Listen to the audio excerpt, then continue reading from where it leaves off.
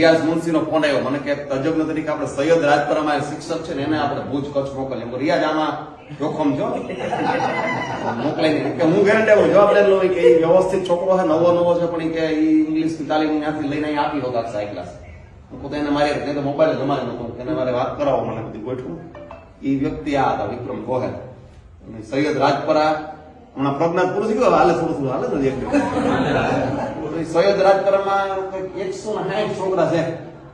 સાહેબ કે તમે કયો પ્રજ્ઞા કેમ કરું મારે કયો સાચે કઈ ન કરે તું ખાલી સાચે તો કોને એ સ્કૂલમાં વિક્રમભાઈ હતા ને ત્યાંથી કચ્છ ભુજમાં મારો પેલો ટેલિફોનિક પરિચય જોયો જ નતો માણસ. પછી એના વિશેના કામ વિશેની વાત એને ન કરી, લોકોએ કરી કે નહીં મજા આવી. આ પેલો પરિચય. બીજો આપણે દૂરવર્તી શિક્ષણ એક પ્રોજેક્ટ શરૂ થયો. ચોક્કસ પાઠ લેવાના બાયસેકમાં રાજ્યના ચુનંદા શિક્ષકો એક ચોક્કસ વિષય ઉપર વાત કરે.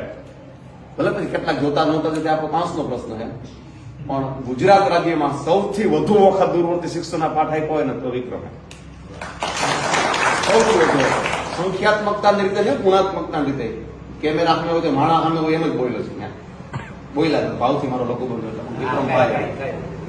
અને પછીનો ત્રીજો મુદ્દો આપણે ઇનોવેશન ફેર યોજાય ને કેટલાકનો ફેર થઈ જાય નામ સાંભળે તો. ઇનોવેશન નો જયંતિ રવિ કમિશનર હતા, કમિશનર ઓફ સ્કૂલ. એ જયંતિ રવિ સાહેબની વખતે પહેલી વાર ઇનોવેશન સેલ શરૂ થયો. અને શિયાળ બેટમાં અત્યારે અમે ખાવાના તકલીફ પડી તેમાં ભાવ જમાઈ ગયો છે. શિયાળ બેટમાં જવા આવવાની તકલીફ વેક્ટરથી બોટમાં એકવાર જોઈએ પછી આવું હોય હોવાય. ત્યાં ધર્મેશ રામાનું જાય તે કપડા ધોવે, છોકરાઓના નખ કાપી દે, વાળ કાપી દે અને ભણાવતો. એવો મારો વડાબડ નાનો ભાઈ તુલ્ય. એ ધર્મેશ એક મને કે ઇનોવેશન સેલમાં કામ કરે. આપણે મને કહું વિક્રમને 2-3 મેં તાલીમમાં મોકલ્યો એટલે એનો પરિચય થયો મારાથી. તો વિક્રમભાઈ માટે બેસ્ટ. અહીંયા ડીપીઓ હતા આપણે, ભૂતપૂર્વ ડીપીઓ. મને ઓળખાય પાણ ત્યાં સુધી પતરાયો નામ જો મોડું સમજાવો વાંધો નહીં.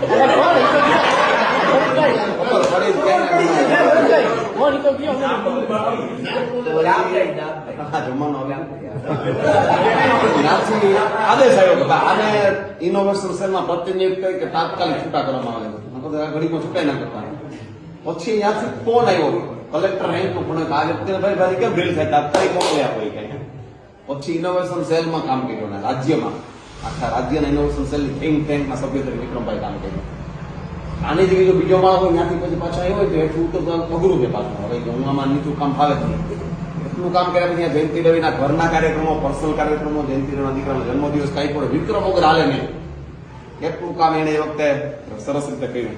પોતે સહજ છે, જોયું છે તમે કોઈ પણ કામ કરવા માટે દંભ વગરનો માણસ છે. હવે માણસો મળવા મુશ્કેલ છે. નાના બોલે કંઈક ને કરે કે કરી નાખે કોકનું એવા. તો એવા વિક્રમભાઈ તાલીમ ભવન હોય કે શિક્ષણ કચેરી મોટા મોટા સાહેબ ગમે એ બધા બીજા માથે પડતા ને આપણી શોભા આપણા શિક્ષકો એના થકી ગુજરાત છે. બાકી બધી વાતો કરીને હોય કરવાનું આપણે થાતું. એવું કરવા માટે અત્યારે જયારે એક જ મહિનામાં 35 પરિપત્ર બધા અગત્યના મહત્વના અગ્રતા ક્રમ નબળી વાત નહીં મળી જાય એવી પરિસ્થિતિઓ છે. પ્રાથમિક શિક્ષક હસી શકે ને એ અધ્યયની સ્થિતિ થઈ ગઈ કહેવાય. કારણ કે ઘેરાઈ નથી બોલાવતા. કોઈ મહેમાન આવતો જવાબ નહીં કે મારે રકમ કસર જોઈ કે બે હોય એને વાતો કરવી.